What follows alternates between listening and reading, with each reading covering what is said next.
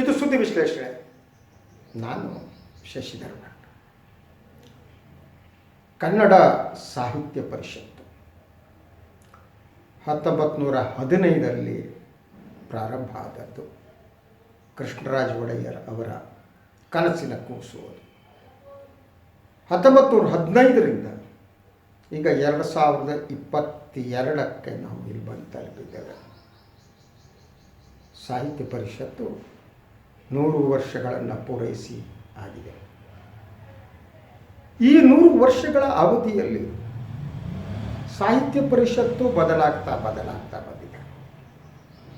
ಹಲವು ರೀತಿಯ ಬದಲಾವಣೆಗಳನ್ನು ಕಂಡಿದೆ. ಸಾಹಿತ್ಯ ಸಮ್ಮೇಳನಗಳನ್ನು ಏರ್ಪಡಿಸುವುದರಿಂದ ಪ್ರಾರಂಭ ಆಗಿ ಅದನ್ನು ಒಂದು ಜಾತ್ರೆಯಾಗಿ ಪರಿವರ್ತಿಸುವವರೆಗೆ. ಹಾಗೆಯೇ ಸಾಹಿತ್ಯ ಸಮ್ಮೇಳನ, ಪ್ರತಿ ಸಮ್ಮೇಳನದಲ್ಲಿ ಕೆಲವಷ್ಟು ನಿರ್ಣಯಗಳನ್ನು ತೆಗೆದುಕೊಳ್ಳಲಾಗುತ್ತೆ.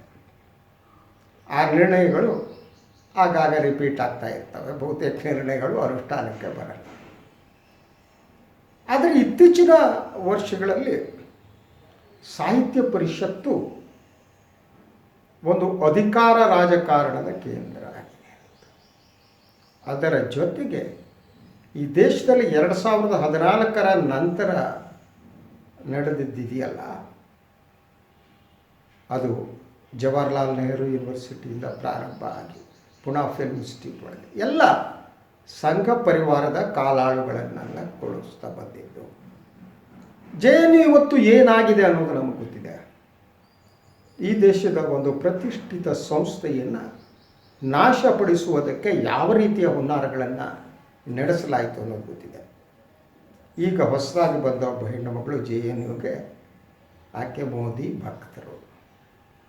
ಅವರ ಟ್ವೀಟ್ಗಳು ಇನ್ನೊಂದು ಮತ್ತೊಂದು ಎಲ್ಲ ನೋಡಿದ್ದೀವಿ. ಕೆಲವರು ಡಿಲೀಟ್ ಮಾಡಿದ್ದಾರೆ. ಪುಣೆ ಫಿಲ್ಮ್ ಇನ್ಸ್ಟಿಟ್ಯೂಟ್ ಭಾಳಷ್ಟು ಜನ ಕ್ರಿಯೇಟಿವ್ ಆದವರು ಬಂದದ್ದು ಪುಣೆ ಫಿಲ್ಮ್ ಇನ್ಸ್ಟಿಟ್ಯೂಟಿಂದ.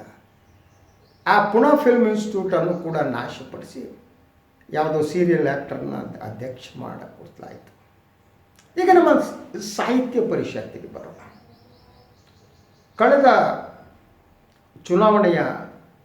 ಅಧ್ಯಕ್ಷ ಚುನಾವಣೆಯ ಸಂದರ್ಭದಲ್ಲಿ ರಾಜಕೀಯ ನೇರವಾಗಿ ಇದರಲ್ಲಿ ಪ್ರವೇಶಿಸಿತು. ಭಾರತೀಯ ಜನತಾ ಪಕ್ಷ ಅದರ ಉಪಾಧ್ಯಕ್ಷರು, ಅಧ್ಯಕ್ಷರು ಪತ್ರ ಹಾಕಿ ಇಂಥವರನ್ನು ಆಯ್ಕೆ ಮಾಡಿ ಅನ್ನುವ ಸೂಚನೆ ಕೊಡುವವರೆಗೆ ಹೋಯಿತು. ಹೀಗೆ ಸಂಘ ಪರಿವಾರದ ಸಂಪೂರ್ಣ ಬೆಂಬಲದಿಂದ, ಪರಿಶ್ರಮದಿಂದ ಗೆದ್ದವರು ಡಾಕ್ಟರ್ ಮಹೇಶ್ ಜೋಶಿ ಅವರು ಅಧ್ಯಕ್ಷ ಸ್ಥಾನವನ್ನು ವಹಿಸಿಕೊಂಡರು. ಅದಾದ ಮೇಲೆ ಅವರು 1 ಕೋಟಿ ಸದಸ್ಯತ್ವದ ಅಭಿಯಾನವನ್ನು ಹಮ್ಮಿಕೊಂಡರು. ರಾಜಕಾರಣಿಗಳನ್ನು ಹಿಂಬಾಗಿಲ ಮೂಲಕ ಸಾಹಿತ್ಯ ಪರಿಷತ್ತಿಗೆ ತರುವ ಯತ್ನ. ದೇವೇಗೌಡರ ಮನೆಗೆ ಹೋಗಿ ಅವರಿಗೆ ಸದಸ್ಯತ್ವ ಕೊಟ್ಟರು. ಹಲವಾರು ರಾಜಕೀಯ ರಾಜಕಾರಣಿಗಳನ್ನ ಸಾಹಿತ್ಯ ಪರಿಷತ್ನ ತುಂಬುವ ಯತ್ನ ನಡೀತು. ಆ ಯತ್ನ ಈಗ ನಡೀತಾ ಇದೆ. ಇದರ ನಡುವೆ ಇದಕ್ಕೆ ಉಂಟಾದ ಒಂದು ಕಾಂಟ್ರವರ್ಸಿ, ಸಾಹಿತ್ಯ ಪರಿಷತ್ತನ್ನು ಸದಸ್ಯರಾದವರಿಗೆ ವಿದ್ಯಾರ್ಹತೆಯನ್ನು ನಿಗದಿಪಡಿಸಿದ್ದು. ಈಗಾಗಲೇ ಹಲವರು ತೀವ್ರ ರೂಪದ ಪ್ರತಿಭಟನೆಯನ್ನು ವ್ಯಕ್ತಪಡಿಸಿದ್ದಾರೆ, ಪತ್ರ ಬರೆದಿದ್ದಾರೆ. ಹೀಗಾಗಬಾರದಿತ್ತು ಅಂತ ಹೇಳಿದ್ದಾರೆ. ಆದರೆ ನಿನ್ನೆ ಪತ್ರಿಕಾಗೋಷ್ಠಿಯನ್ನು ಕರೆದಿದ್ದ ಡಾಕ್ಟರ್ ಮಹೇಶ್ ಜೋಶಿಯವರು ಬಯಲಾ ತಿದ್ದುಪಡಿಯನ್ನು ಸಮರ್ಥಿಸಿಕೊಂಡಿದ್ದಾರೆ. ಕಾಲಕ್ಕೆ ತಕ್ಕಂತೆ ಬಯಲಾ ತಿದ್ದುಪಡಿ ಆಗಬೇಕು ಅನ್ನೋದು ಅವರ ವಾದ. ಅದಕ್ಕಾಗಿ ನಾನು ಮಾಡ್ತಾ ಇದ್ದೀನಿ. ಇದು ನೇರವಾಗಿ ಬಯಲಾ ತಿದ್ದುಪಡಿ ಮಾಡುತ್ತಿರುವುದು ಯಾಕೆ ಅನ್ನೋ ಪ್ರಶ್ನೆಯನ್ನು ನಾವು ಕೇಳ್ಕೋಬೇಕು. ಇದರ ಹಿಂದಿನ ಉದ್ದೇಶ ಏನು, ಅದು ಬಹಳ ಮುಖ್ಯವಾದ್ದು. ಈಗ ನೀವು ಒಬ್ಬ ಸಾಹಿತಿಯನ್ನು ಅವನು ಸಾಹಿತಿ ಅಂತ ಕನ್ಸಿಡರ್ ಮಾಡೋದಿದ್ದರೆ ಯಾವ ಮಾನದಂಡದ ಮೇಲೆ ಕನ್ಸಿಡರ್ ಮಾಡ್ತೀರಿ? ಇವತ್ತಿನ ವಿದ್ಯಾರ್ಹತೆ ಏನಿದೆ ನೀವು ನಿಗದಿ ಮಾಡ್ತಿದ್ದೀರಲ್ಲ, ಅವರು ಮಾಡಿದ ತಕ್ಷಣ ಆರ್ಡರ್ ಕೊಡ್ತಾರೋ? ಹಾಗಿದ್ದರೆ ನಮ್ಮ ಜನಪದ ಕವಿಗಳ ಕಥೆ ಏನು? ಜನಪದರು ಬಹುಮಟ್ಟಿಗೆ ಮೌಖಿಕ ಸಂಸ್ಕೃತಿಯ ಮೂಲಕ ಬಂದಂಥ, ಅವರಿಗೆ ಅಕ್ಷರ ಜ್ಞಾನ ಇದ್ದೇ ಇದೆ ಅಂತ ಹೇಳೋಕ್ಕಾಗಲ್ಲ. ತಮಟೆ ವಾದಕರುಗಳಿರ್ತಾರೆ, ಜಾನಪದ ಹಾಡುಗಾರರಿದ್ದಾರೆ. ಅದರಂತೆ ಬಹಳಷ್ಟು ಗ್ರಾಮಾಂತರ ಪ್ರದೇಶ ಜನ ದೊಡ್ಡ ಜನಪದ ಒಂದು ಸಂಪತ್ತಂತೆ ಇದ್ದಾರೆ. ಅವರು ಮಾತನಾಡ್ತಾರೆ, ಅವರು ಬರೆಯೋಕ್ಕೆ ಬರದೇ ಇರೋದು. ನಾನು ಮೊನ್ನೆ ಯಾವುದೋ ಒಂದು ವಿಡಿಯೋದಲ್ಲಿ ನೋಡ್ತಾ ಇದ್ದೆ, ಸರ್ವಜ್ಞನ ಊರಿಗೆ ಯಾರೋ ಮಾಡಿದ್ದರು ನೋಡ್ತಾ ಇದ್ದೆ. ಆ ಊರಿನ ಜನ, ಒಂದು ಪುಟ್ಟ ಮಗು ಕೂಡ ಸರ್ವಜ್ಞನ 100 ವಚನಗಳನ್ನು ಹೇಳ್ತಾರೆ. ಅಲ್ಲಿಯ ಹಿರಿಯರೊಬ್ಬರು ಬಹುತೇಕ ಸರ್ವಜ್ಞನ ವಚನವನ್ನು ತಮ್ಮ ಬಾಯಲ್ಲಿ ಹೇಳಿ ವಿಶ್ಲೇಷಣೆ ಮಾಡ್ತಿದ್ದರು. ಅವರಿಗೆ ಅಕ್ಷರ ಜ್ಞಾನ ಇಲ್ಲ, ಕೇವಲ 2ನೇ ತರಗತಿ 3ನೇ ತರಗತಿವರೆಗೂ. ಇವರು ಇನ್ನು ಮುಂದೆ ಸಾಹಿತ್ಯ ಪರಿಷತ್ತಿನ ಸದಸ್ಯರಾಗುವಾಗಿಲ್ಲ.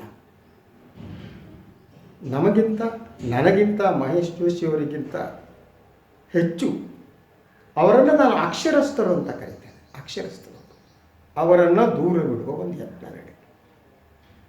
ನಾನು ಇದನ್ನು ಇನ್ನೊಂದು ರೀತಿ ಕೇಳ್ತೀನಿ. ಮಹೇಶ್ ಜೋಶಿಯವರಿಗೆ ಅವರು ಗುರು ಗೋವಿಂದ ಭಟ್ರ ವಂಶಜರು ಅಂತ ಹೇಳ್ಕೊತಾರೆ. ಗುರು ಗೋವಿಂದ ಭಟ್ರು ಶಿಶುನಾಳ ಶರೀಫ್ರಿಗೆ ಗುರುಗಳಾಗಿದ್ದವರು, ನಮಗೆಲ್ಲ ಗೊತ್ತು. ಶಿಶುನಾಳ ಶರೀಫರು ಬರೆದ ಬಹುತೇಕ ಹಾಡುಗಳೇನಿವೆ, ತತ್ವಪದಗಳೇನಿವೆ, ಅದು ಕನ್ನಡ ನಾಡಿನ ಜನರ ಮನಸ್ಸಿನಲ್ಲಿ ಅಲ್ವಾ. ಸೋರುತಿಹುದು ಮನೆಯ ಮಾಳಿಗೆ ಅಂಥ ಅದ್ಭುತವಾದ ಹಾಡುಗಳನ್ನು ಬರೆದವರು ಶಿಶುನಾಳ ಶರೀಫರು. ಈಗ ಚರ್ಚೆಗೆ ತೆಗೆದುಕೊಂಡ ಶಿಶುನಾಳ ಶರೀಫು ಮತ್ತು ಗುರು ಗೋವಿಂದ ಭಟ್ರು ಏನಿದ್ದಾರೆ, ಅವರು ಅಕ್ಷರಸ್ಥರು ಅಲ್ವಾ? 7ನೇ ಕ್ಲಾಸ್ ಮಾಡಿದ್ದಾರೆ ಇಲ್ವಾ? ಹಾಗಿದ್ದರೆ ಬಹುತೇಕ ನನಗನ್ನಿಸುತ್ತೆ ಇವತ್ತು ಇದ್ದರೆ ಗೋವಿಂದ ಭಟ್ರು ಮತ್ತು ಶಿಶುನಾಳ ಶರೀಫರು ಕೂಡ ಸಾಹಿತ್ಯ ಪರಿಷತ್ನ ಪರ ಸದಸ್ಯರಾಗಕ್ಕಾಗ್ತಿರಲಿಲ್ಲ. ಇದನ್ನು ನಾನು ಸ್ವಲ್ಪ ಲೈಟ್ರ್ ವೇದಲ್ಲೂ ಹೇಳಿದರೂ ಕೂಡ ಇದರಿಂದ ಒಂದು ನೋವಿದೆ. ಸಾಹಿತ್ಯ ಪರಿಷತ್ ಏನಿದೆ ಅದಕ್ಕೆ ಸದಸ್ಯರಾಗುವುದಕ್ಕೆ ನಾನು ನನ್ನದೇ ಆದ ಮಾನದಂಡವನ್ನು, ಅರ್ಹತೆಯನ್ನು ನಿಗದಿಪಡಿಸ್ತೀನಿ ಅನ್ನೋದೇ ತಪ್ಪಾದ್ದು. ಅಗತ್ಯ ಇಲ್ಲ. ಸಾಹಿತ್ಯ ಪರಿಷತ್ ಮೆಂಬರ್ಕ್ಕಾಗಿ ಸಾಹಿತ್ಯ ಪ್ರೇಮ ಇರಬೇಕು, ಸಾಹಿತ್ಯ ಪ್ರೀತಿ ಇರಬೇಕು. ನೀವು ಗೌರ್ಮೆಂಟ್ ನೌಕರ ಟೈಪ್ ಹೋಗ್ಬಿಟ್ಟು ಅವ್ರಿಗೆ ಪರೀಕ್ಷೆ ಮಾಡ್ತೀನಿ, ಅವರಿಗೆ ಈ ಪ್ರಶ್ನೆ ಪತ್ರಿಕೆ ಕೊಡ್ತೀನಿ, ಅವರದಕ್ಕೆ ಉತ್ತರ ಬರೆದ್ರೆ ಅವ್ರದ್ದು ಸದಸ್ಯರಾಗಿ ಮಾಡ್ತೀವಿ ಅನ್ನುವಲ್ಲಿ ಹಂತಕ್ಕೆ ಯಾವತ್ತೂ ಹೋಗಬಾರ್ದು. ಅದರ ಜೊತೆಗೆ ಸಾಹಿತ್ಯ ಪರಿಷತ್ತಿನ ಬಹುತೇಕ ಸಾಹಿತ್ಯ ಸಮ್ಮೇಳನಗಳ ಉದ್ದೇಶ ಇದೆಯಲ್ಲ, ಅದು ಹಲವು ಸಂದರ್ಭಗಳಲ್ಲಿ ಗಂಭೀರ ಸಾಹಿತ್ಯಿಕ ಸಾಮಾಜಿಕ ಚರ್ಚೆಗಳಿಗಾಗದೇ ಇಲ್ಲ. ಅದೊಂದು ಸಂಭ್ರಮ, ಹಬ್ಬ, ಜಾತ್ರೆ. ನಮ್ಮೂರಲ್ಲಿ ಜಾತ್ರೆ ಎಲ್ಲರೂ ಸಂಭ್ರಮಿಸ್ತಾರೆ. ಆ ರೀತಿ ಸಂಭ್ರಮಿಸುವುದಕ್ಕಾಗಿ ಅದು ಇರುವಂಥದ್ದು. ಇಂಥ ಸಂಭ್ರಮ ಬೇಕು. ಅದರ ಜೊತೆಗೆ ನಾನು ಹಲವು ಸಂದರ್ಭದಲ್ಲಿ ಹೇಳಿದ್ದೆ, ಮರಾಠಿ ಸಾಹಿತ್ಯ ಸಮ್ಮೇಳನ ಯಾವ ರೀತಿ ನಡೆಯುತ್ತೆ ಆ ರೀತಿ ಕನ್ನಡ ಸಾಹಿತ್ಯ ಸಮ್ಮೇಳನ ಕೂಡ ಬದಲಾಗಬೇಕು ಅಂತ. ಅಲ್ಲಿ ಯಾವುದೇ ರಾಜಕಾರಣಿಗೆ ವೇದಿಕೆಯನ್ನೇ ಕೊಡಲ್ಲ ಮರಾಠಿ ಸಾಹಿತ್ಯ ಸಮ್ಮೇಳನದಲ್ಲಿ. ಸಾಹಿತ್ಯಾಸಕ್ತನಾದ ರಾಜಕಾರಣಿ ವೇದಿಕೆಯ ಮುಂದೆ ಕುಳಿತು ಚರ್ಚೆಗಳನ್ನು, ಸಂವಾದಗಳನ್ನು ಕೇಳಿ ಹೋಗ್ತಾನೆ. ಅದು ಅಲ್ಲಿಯ ಸಂಪ್ರದಾಯ.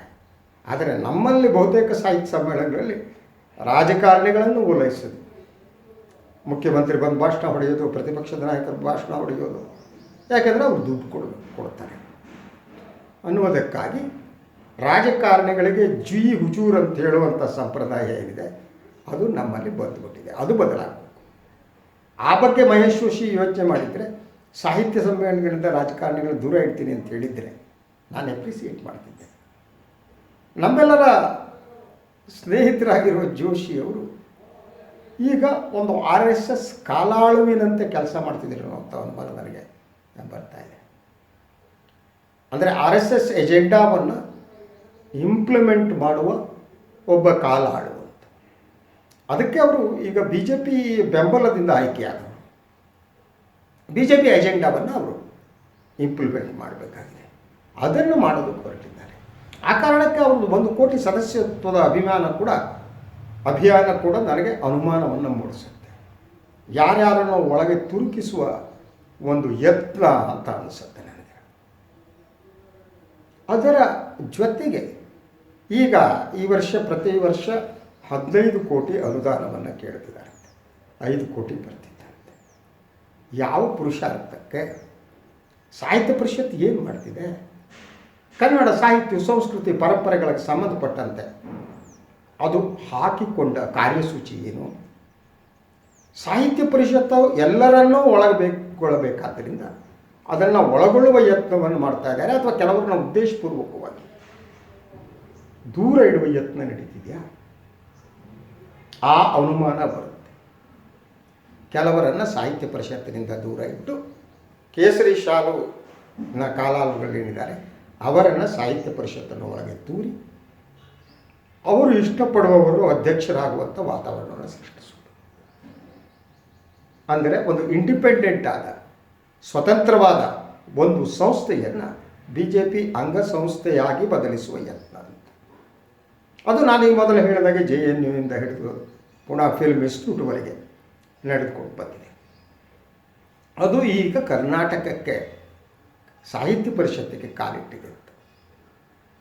ಮೈಸೂರು ಮಹಾರಾಜರು ಸಾಹಿತ್ಯ ಪರಿಷತ್ತನ್ನು ಪ್ರಾರಂಭ ಆದಾಗ ಅದಕ್ಕೆ ಸ್ವತಂತ್ರವಾದ ಅಸ್ತಿತ್ವವನ್ನು ಕೊಟ್ಟಿದ್ದರು, ರಾಜಕಾರಣದಿಂದ ದೂರ ಇಟ್ಟಿದ್ದರು. ಬಹಳ ವರ್ಷಗಳ ಕಾಲ ಅದು ನಡೆದೇ ಬಂದಿತ್ತು. ರಾಜಕಾರಣ ಇನ್ನೂ ಆಗ್ತಿರಲಿಲ್ಲ. ಮುಖ್ಯಮಂತ್ರಿಗಳನ್ನು ಸಾಹಿತ್ಯ ಸಮ್ಮೇಳನ ಕರೆಯುವ ಪರಂಪರೆ ಪ್ರಾರಂಭವಾದದ್ದು ನಿಜ, ಆದರೆ ಅವರೇ ನಿಯಂತ್ರಿಸುವ ಸ್ಥಿತಿ ಇರಲಿಲ್ಲ. ಬಹುತೇಕ ಸಾಹಿತ್ಯ ಪರಿಷತ್ತಿನ ಅಧ್ಯಕ್ಷರಾದವರು ಭಾಳ ಹಿಂದಿರುವರೆಗೆ ಅವರು ರಾಜಕಾರಣಿ ಆಗಿರಲಿಲ್ಲ. ಅವರು ಕೇವಲ ಸಾಹಿತ್ಯ ಆರಾಧಕರಾಗಿದ್ದರು, ಸಾಹಿತ್ಯ ಪ್ರೇಮಿಗಳಾಗಿದ್ದರು, ಸಾಹಿತ್ಯವನ್ನು ಪೂಜಿಸುವವರಾಗಿದ್ದರು, ಸಾಹಿತ್ಯವನ್ನು ಅನುಭವಿಸುವವರಾಗಿದ್ದರು. ಆದರೆ ಇತ್ತೀಚಿನ ವರ್ಷಗಳಲ್ಲಿ ಸಾಹಿತ್ಯದ ಬಗ್ಗೆ ಆಳವಾದ ಜ್ಞಾನವಿಲ್ಲದವರೇ, ಒಳನೋಟ ಇಲ್ಲದವರೇ ಸಾಹಿತ್ಯ ಪರಿಷತ್ತಿನ ಅಧಿಕಾರ ಸ್ಥಾನವನ್ನು ಹಿಡಿದಿದ್ದಾರೆ. ಯಾಕೆಂದರೆ ಅದರಲ್ಲಿ ದುಡ್ಡು ಬರುತ್ತೆ, ಬ್ಯೂರೋಕ್ರಾಟ್ಸ್ಗಳು ಇನ್ನೊಬ್ಬರು ಮತ್ತೊಬ್ಬರು.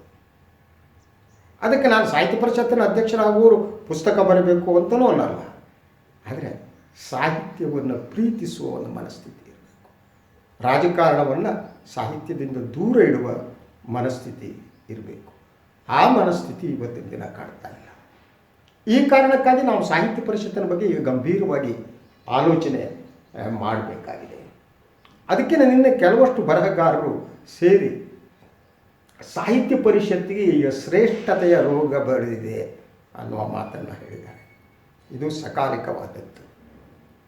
ಇವರು ಕೂತವರು ಶ್ರೇಷ್ಠತೆ ಏನಿದೆ, ಈ ಸಂಘದ ಮನಸ್ಥಿತಿನೇ ಅದು ಶ್ರೇಷ್ಠತೆಯ ಮೇಲೆ ನಿಂತಿದೆ. ಅವರಿಗೆ ಶ್ರೇಷ್ಠ ಮತ್ತು ಕನಿಷ್ಠ ಅಂದ ಹೊರತು ಅವರು ನಿದ್ರಿಸಲಾರ. ಈಗ ಸಾಹಿತ್ಯ ಪರಿಷತ್ತು ಆ ಶ್ರೇಷ್ಠತೆಯ ರೋಗ ಬರೆದಿದೆ ಅಂತ ನಿನ್ನೆ ಹಲವರು ಹೇಳಿದ್ದಾರೆ. ಅದಕ್ಕೆ ನನ್ನ ಸಹಮತ ಕೂಡ ಇದೆ ಅಂತ. ಶ್ರೇಷ್ಠತೆಯ ರೋಗ ಸಾಹಿತ್ಯ ಪರಿಷತ್ತಿಗೆ ಬರೀಕೂಡು. ಅದು ಎಲ್ಲವನ್ನ ಮೀರಿ ಕನ್ನಡಿಗರನ್ನು, ಕನ್ನಡವನ್ನು, ಕನ್ನಡತನವನ್ನು ಒಳಗೊಳ್ಳಬೇಕು, ಕನ್ನಡತನವನ್ನು ಬೆಳೆಸಬೇಕು. ಕನ್ನಡ ಭಾಷೆ ಏನಿದೆ ಅದು ಅನ್ನದ ಭಾಷೆಯಾಗಿ ಪರಿವರ್ತಿಸುವುದಕ್ಕೆ ಏನು ಮಾಡಬೇಕು ಅನ್ನೋದಕ್ಕೆ ಆಲೋಚನೆ ಮಾಡಬೇಕು. ಆದರೆ ಯಾವುದೂ ನಡೆಯದೆ ಅದೊಂದು ರಾಜಕೀಯ ಅಂಗಳವಾಗಿ ಬದಲಾಗುವುದು ದುರದೃಷ್ಟಕರ. ಮಹೇಶ್ ಜೋಶಿಯವರ ಆಯ್ಕೆ ಇದೆಯಲ್ಲ, ಆಯ್ಕೆಯಿಂದಲೇ ಇದು ಪ್ರಾರಂಭ ಆಯಿತು.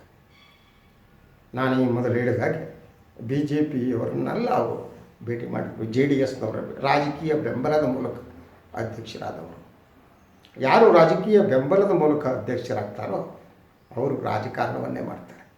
ಆದರೆ ಆ ರಾಜಕಾರಣ ಸಾಹಿತ್ಯ ಪರಿಷತ್ತನ್ನು ನಾಶಪಡಿಸುತ್ತೆ. ಈಗ ಆ ದಿಸೆಯಲ್ಲಿ ಸಾಗ್ತಾ ಇದೆ. ಇದೇ ಮುಂದುವರೆದರೆ ಸಾಹಿತ್ಯ ಪರಿಷತ್ತು ಮತ್ತೊಂದು ನಾಗಪುರವೋ ಕೇಶವಶಿಲ್ಪವೋ ಆಗುತ್ತೆ. ರಾಷ್ಟ್ರೋತ್ಥಾನ ಪರಿಷತ್ತಿನ ಸಾಹಿತ್ಯ ಪುಸ್ತಕಗಳಿದೆಯಲ್ಲ, ಅದೇ ಶ್ರೇಷ್ಠ ಅನ್ನೋದಕ್ಕೆ ಪ್ರಾರಂಭ ಆಗುತ್ತೆ. ಆ ಶ್ರೇಷ್ಠತೆಯ ವ್ಯಸನ ಸಾಹಿತ್ಯ ಪರಿಷತ್ತನ್ನು ನಾಶಪಡಿಸುತ್ತೆ. ಅದರ ಜೊತೆಗೆ ನಿಜವಾದ ಕನ್ನಡಿಗರಿಗೆ ವಿರೋಧವಾದ ಒಂದು ಸಂಸ್ಥೆಯಾಗುತ್ತೆ ಅಂತ ಹೇಳ್ತಾ ಇವತ್ತಿನ ಈ ಸುದ್ದಿ ವಿಶ್ಲೇಷಣೆಯನ್ನು ಮುಗಿಸ್ತೀನಿ. ಇನ್ನೊಂದು ಸುದ್ದಿ ವಿಶ್ಲೇಷಣೆಗೆ ಮತ್ತೆ ಬರ್ತೀನಿ. ಎಲ್ಲರಿಗೂ ಒಳ್ಳೆಯದಾಗಲಿ. ನಮಸ್ಕಾರ.